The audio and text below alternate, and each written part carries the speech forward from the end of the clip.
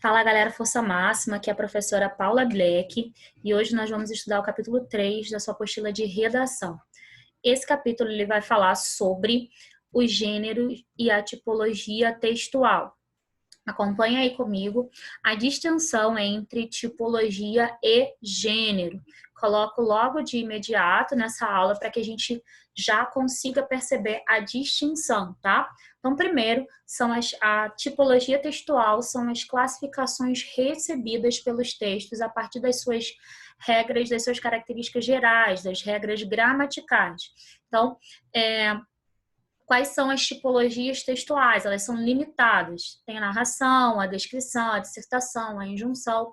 Alguns teóricos dizem que existe a tipologia dialogal, mas não vamos falar sobre ela nesta aula. Outra distinção, definição importante no início dessa aula é falar sobre o gênero textual, galera. Se a tipologia textual é classificada de acordo com as suas características gerais, o gênero textual é classificado pela sua função, por sua situação comunicativa. Então, um texto ele pode pertencer a uma tipologia textual, mas ele pertence a um gênero textual porque ele apresenta características específicas e funções comunicativas específicas. Então, vou dar um exemplo aqui da narração. A narração é uma tipologia textual. Dentro da categoria da tipologia narração, existem vários gêneros narrativos. A fábula, a crônica, o conto, a novela, esses são gêneros. Por quê? Tem funções, apesar de apresentarem características da tipologia, características gerais, apresentam funções comunicativas específicas. Logo, são gêneros textuais e não uma tipologia, ou seja, abarcar todas as características gerais, tá? É importante, a gente vai ver nessa aula, é importante lembrar que a gente vai ver nessa aula algumas tipologias e também alguns gêneros textuais. Então, a primeira delas é a narração. A narração é a tipologia textual que se pretende contar uma história envolvendo personagens e acontecimentos, que a gente vai chamar de enredo, tá? Nesse primeiro momento, a gente vai ver os elementos essenciais do texto narrativo. Galera, essa parte é bem extensa, eu aconselho você pegar um lápis, papel aí para fazer as anotações pertinentes a essa parte da aula. A tipologia narrativa, ela apresenta elementos básicos. O primeiro deles é o narrador. Se você está anotando, anote aí ao lado a definição de narrador. Narrador é a entidade, né? É aquele ser que narra, que vai contar a história pra gente. Existem 3 tipos de narrador: o narrador observador, o personagem e o onisciente. Black, qual é a diferença entre esses narradores? O narrador observador, ele não participa da história e apenas observa as cenas que ele tem acesso, tá? Então, ele vai narrar aquilo que ele percebe, aquilo que ele vê, por isso, observador. Normalmente narra em terceira pessoa, usando verbos como flexionados no ele ou eles, e escolhendo, né, como foco narrativo a terceira pessoa. O personagem, por sua vez, é aquele que, ao mesmo tempo que narra, ele também participa do fato, ele também vai participar ali da história, do enredo. Esse narrador ele vai escolher o foco narrativo de primeira pessoa, flexionando os verbos aí em eu ou em nós. E o narrador onisciente, qual é a diferença? Ele também escolhe o foco narrativo em terceira pessoa, porém, diferente do narrador observador, ele vai ter uma amplidão, né? Ele vai ter o seu foco de narrativa ampliado. Ele vai conseguir, por exemplo, não só narrar as cenas que ele presencia, mas também os sonhos, os pensamentos e as lembranças de outros personagens que não apenas ele. Esses são os tipos de narrador e foco narrativo, né? Obviamente que a gente não consegue determinar o foco narrativo sem saber o tipo de narrador. Esses 2 elementos eles estão muito próximos. Segundo elemento da narrativa é o enredo. Enredo é o próprio fato narrado, é a própria história em si. Quando eu peço para você contar o enredo de uma série, de um filme, de um livro, é só você fazer um resumo da história para mim. todo enredo, independente da estrutura do texto narrativo, sendo um livro, uma série, um filme, você vai resumir essa história, né, apresentando aí os 5 elementos essenciais do enredo, que são a apresentação, que é aquele momento em que eu descubro as coisas essenciais, iniciais da narrativa. Então, onde se passa, quem são os personagens, quem são, qual é, né, o conflito, qual é o cenário, o tempo. Então, o enredo aí, a parte da apresentação, ela é aquele momento inicial. Normalmente, na série, dura aí alguns minutos. No texto narrativo, dura uma página, ou o primeiro capítulo, ou apenas o primeiro parágrafo, a depender da extensão desse texto narrativo. Bom, o segundo elemento do enredo é o conflito, galera. Conflito não é briga, tá? Conflito é aquele momento da narrativa em que a harmonia inicial apresentada nesse primeiro momento, ela é desestabilizada. Então, vamos imaginar um cenário aqui, uma narrativa. Eu estou criando aqui com vocês uma narrativa em que eu tenho uma personagem está caminhando numa praia super tranquila e ao longo dessa caminhada ela vai nos descrevendo as sensações que ela tem ao pisar na areia, ao sentir a água do mar, ao sentir o vento batendo, sendo aquecida pelo sol. Então, estou percebendo aí que ela está numa praia, que está muito tranquila, essa personagem está caminhando nesse lugar. Em determinado momento dessa apresentação, ela tropeça, né, em um objeto estranho ali, né, no meio da areia. Esse objeto estranho, ao se, né, tomar conhecimento desse objeto, ela percebe que é um baú, um pequeno baú, uma pequena urna. E aí, esse é o conflito da minha narrativa. Então, ela estava lá, minha personagem estava lá tranquila, andando pela praia, toda feliz e contente ali, reflexiva, percebendo o cenário, o ambiente, e ela tropeça no objeto. Ao tropeçar, esse momento de tropeço, de perceber esse objeto estranho, que quebra toda a harmonia inicial apresentada pela narrativa, esse momento é um momento de conflito. Então, eu posso ter, sim, né, uma briga, uma separação, um momento de atrito entre dois personagens que já são apresentados no momento inicial da narrativa, mas eu posso sim ter só uma quebra dessa harmonia inicial. E aí instaura-se o conflito. A partir desse conflito, eu tenho a progressão dessa narrativa para complicação ou desenvolvimento. É nesse momento da narrativa, que dura um pouco mais, tem maior extensão dentro do texto, é que a personagem ou as personagens vão tentar resolver, solucionar esse conflito estabelecido. O clímax é o quarto elemento do enredo e ele é essencial para dentro da narrativa porque ele é o ápice de emoção de dentro dessa narrativa. Nessa construção, nessa história que eu contei para vocês agora, eu posso ter aí o desvendar do segredo ao abrir esse baú que a personagem achou na praia. Então, o clímax dessa narrativa é até aquele momento durante o texto que eu fico um pouco mais envolvida, um pouco mais empolgada dentro da narrativa. Quando você vai ao cinema, por exemplo, que você está assistindo um filme, o momento do clímax é normalmente aquele momento em que ou o suspense está quase para ser desvendado, ou as personagens que têm algum enlace amoroso vão se encontrar, ou vão tá próximo aí do final feliz. Ou é aquele momento em que a personagem já está no final aí da sua vida e vai terminar a narrativa, né, sem grandes exaltações. Mas é o momento em que a narrativa ela tem um ponto de suspensão, né, de ponto mais de ápice de emoções. E o desfecho é a finalização do texto narrativo. Para os contos de fadas é o final feliz, né, o viveram felizes para sempre.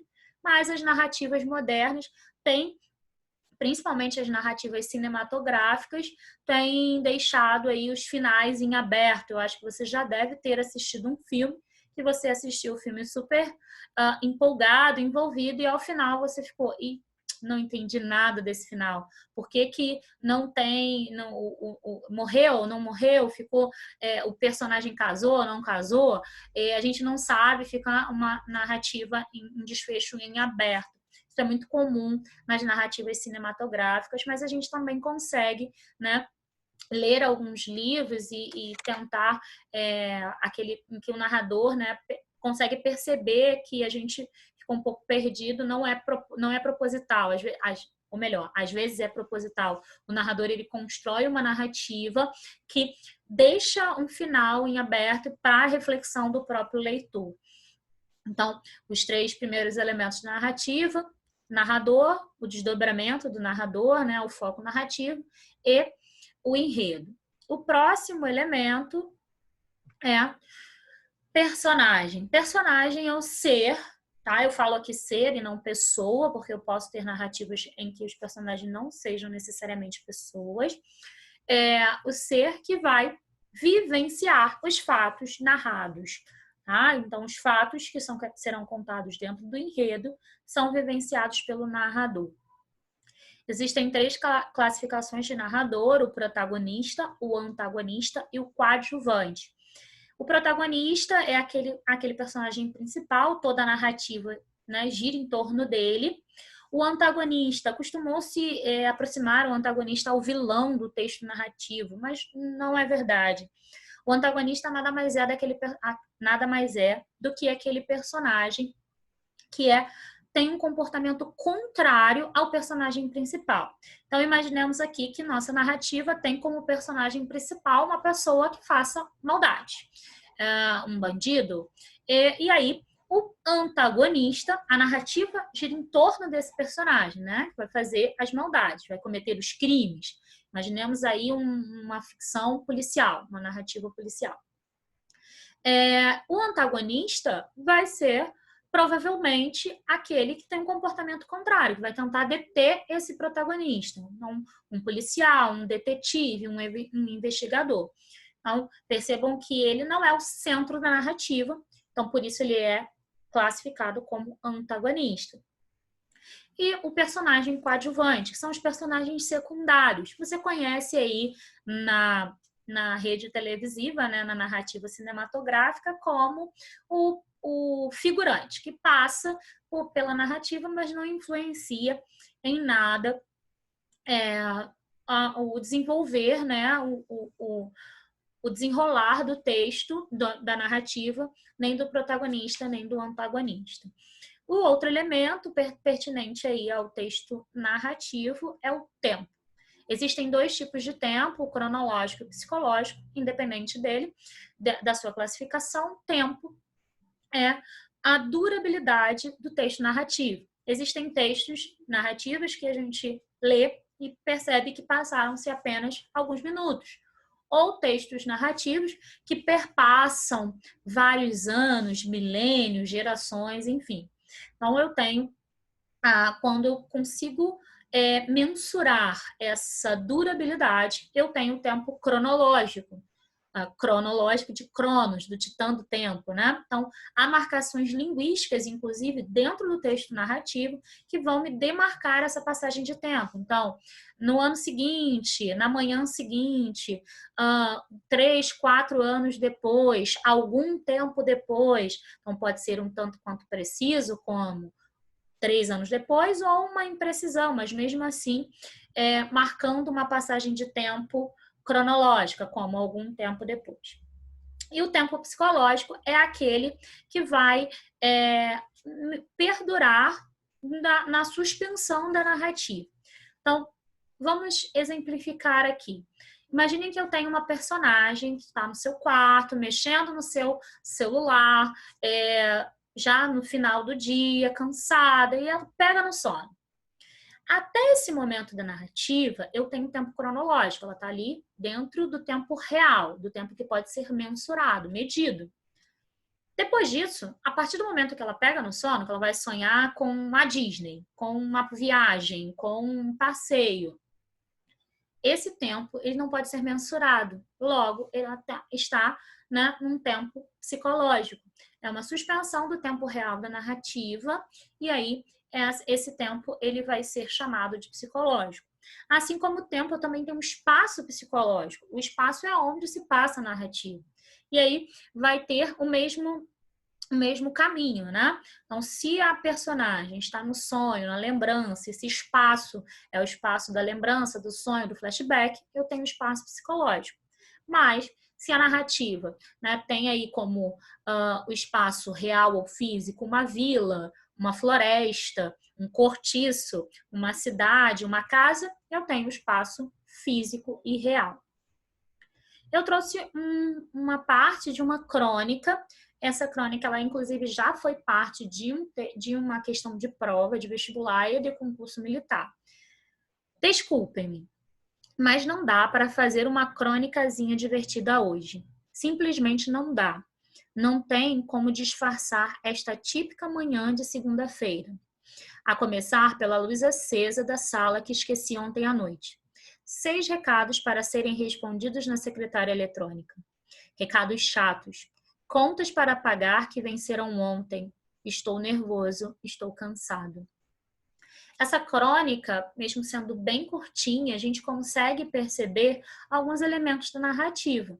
Então, o primeiro deles é o narrador, que é um narrador personagem, né? Ao passo que ele já começa a narrativa dizendo desculpem-me, usando aí o foco narrativo, os verbos e os pronomes flexionados em primeira pessoa. Segundo, a gente já consegue perceber um espaço, né? Não é tão nítido, mas conseguimos perceber que é a casa desse personagem, desse narrador personagem.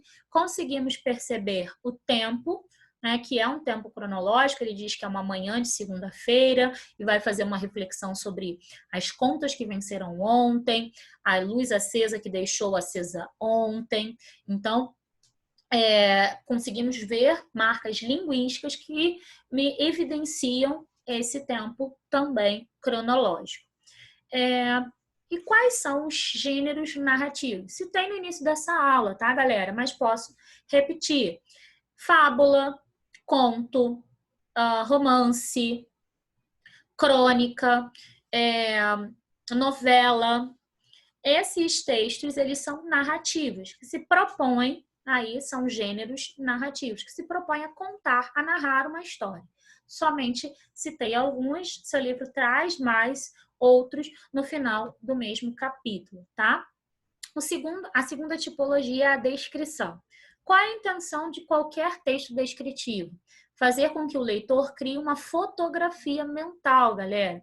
Então, ao fazer uma descrição, eu preciso imprimir nessa descrição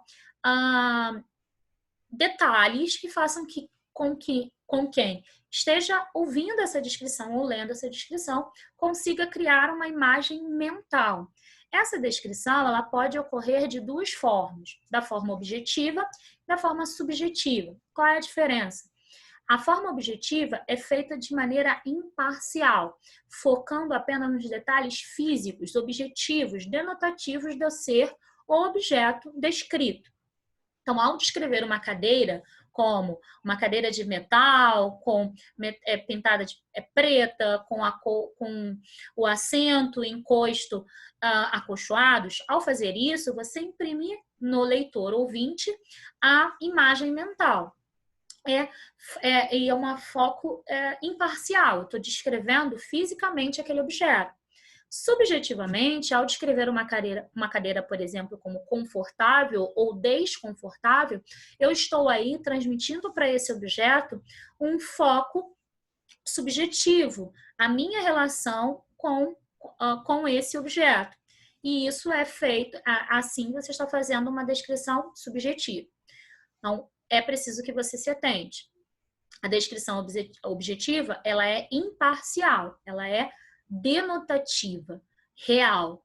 E a descrição subjetiva, ela tem a ver com as minhas impressões em relação ao objeto ou ser descritos. Eu coloco aqui a imagem nessa fotografia que está aparecendo para vocês. Essa imagem pode ser descrita da seguinte forma.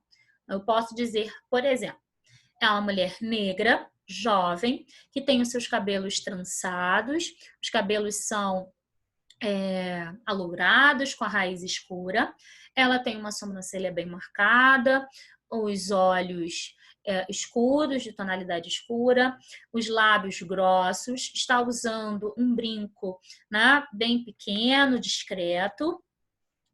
Dá para perceber que ela usa um colar, a sua blusa ela é estampada, tá? Ela tem as maçãs do rosto bem gordinhas, o queixo arredondado. Então, fiz aqui uma descrição, né, objetiva. Todo mundo está vendo essa imagem aí.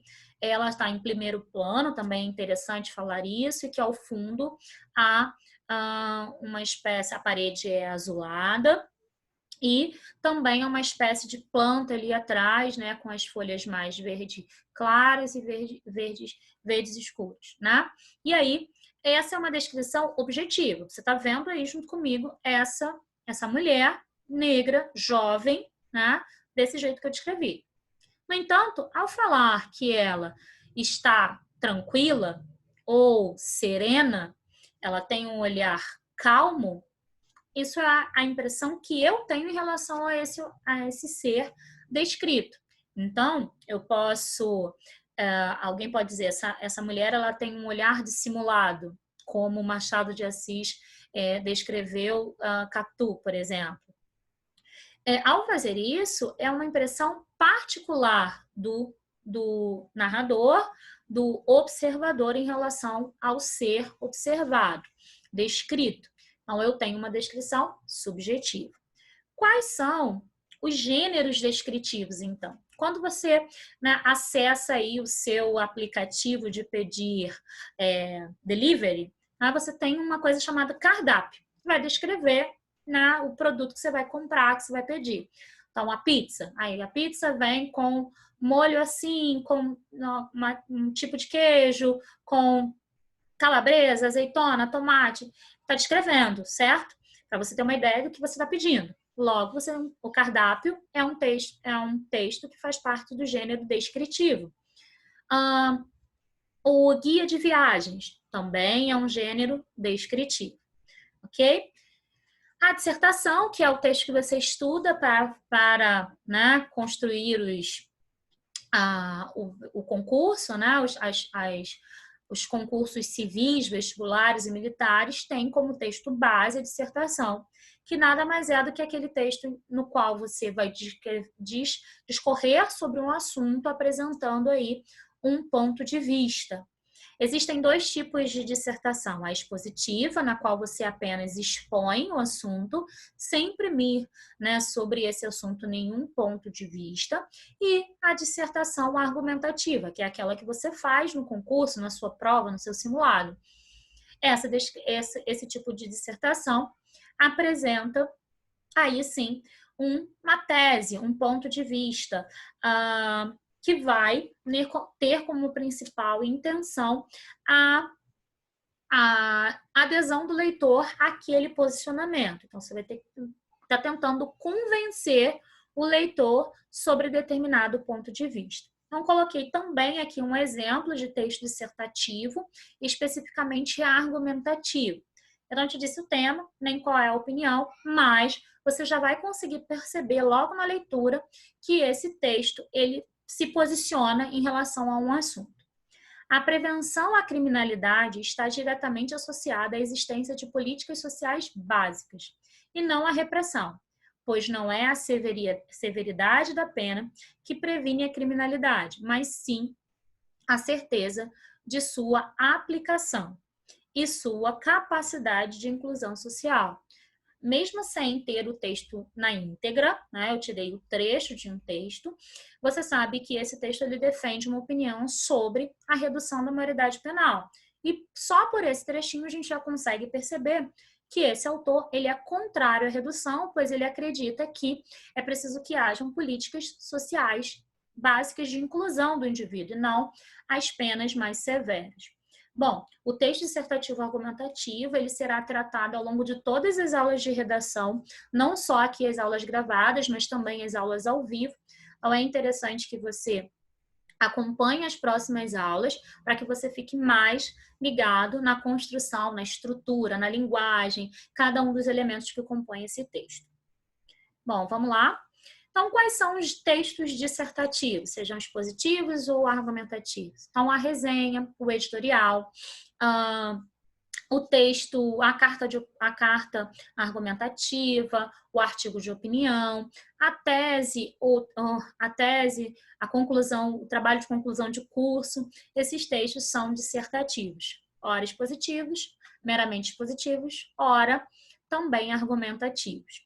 Por fim, falaremos da injunção.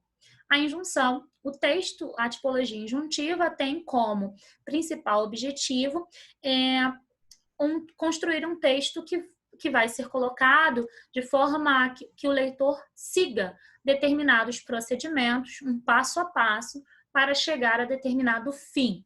Então, está pautado na explicação e no método para a concretização de uma ação. Não é? São todos os textos que apresentam aí uma espécie de passo a passo. Então, quais são as características gerais do texto injuntivo, de qualquer texto injuntivo, tá? Instruir o leitor acerca dos procedimentos, induzir o leitor a proceder de alguma maneira,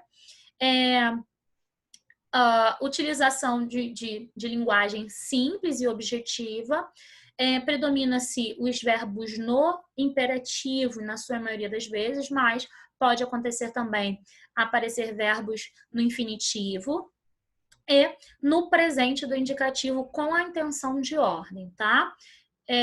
Coloquei aqui um exemplo de texto injuntivo, são as receitas. Então, se você acessar aí agora uma receita de bolo de chocolate, bolo de cenoura, você vai estar lendo, sim, um texto injuntivo. E quais são os gêneros injuntivos, galera? Quais são os textos? Se você assiste o tutorial de maquiagem, você está sendo apresentado um texto injuntivo. Se você gosta daqueles vídeos de gamers que ensinam a passar das fases, faça isso, aperte aquilo, pegue tal chave. Esse texto também é injuntivo. A receita de bolo, o manual de instruções, a bula de remédio, todos esses são textos injuntivos, tá bom? Então, é isso. Eu espero que tenha ajudado, tá? Façam os exercícios conceituais e os aplicados aí da sua apostila. Acompanhe as aulas ao vivo para tirar dúvidas dos exercícios. Até a próxima. Tchau!